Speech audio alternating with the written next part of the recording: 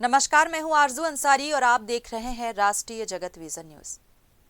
नवा रायपुर के शहीद वीर नारायण सिंह अंतर्राष्ट्रीय क्रिकेट स्टेडियम में पहली बार होने वाले वनडे मुकाबले को लेकर तैयारियां अंतिम चरण में है। भारत दक्षिण अफ्रीका के बीच होने वाले इस हाई वोल्टेज मैच को लेकर फैंस में जबरदस्त उत्साह है। खिलाड़ियों की सुरक्षा और भीड़ नियंत्रण को लेकर आज पुलिस अधिकारियों की बड़ी बैठक आयोजित की गई।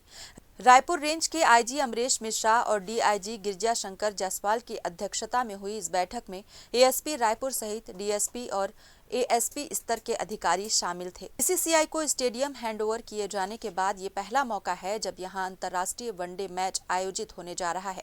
सुरक्षा व्यवस्था बीसीसीआई के मानकों के अनुरूप की जाएगी। मैच के दौरान लगभग 2000 पुलिस अधिकारी और जवान तैनात रहेंगे। होटल, स्टेडियम और खिलाड़ियों के पूरे रूट पर पुलिसकर्मी मुस्तैद रहेंगे।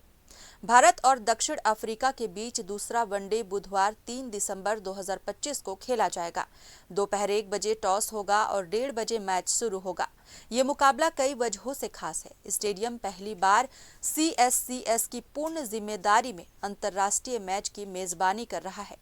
हाल ही में इसे 30 साल की लीज पर संघ को सौंपा गया है और इसके चलते यहां टेस्ट क्रिकेट की संभावनाएं भी मजबूत हुई हैं।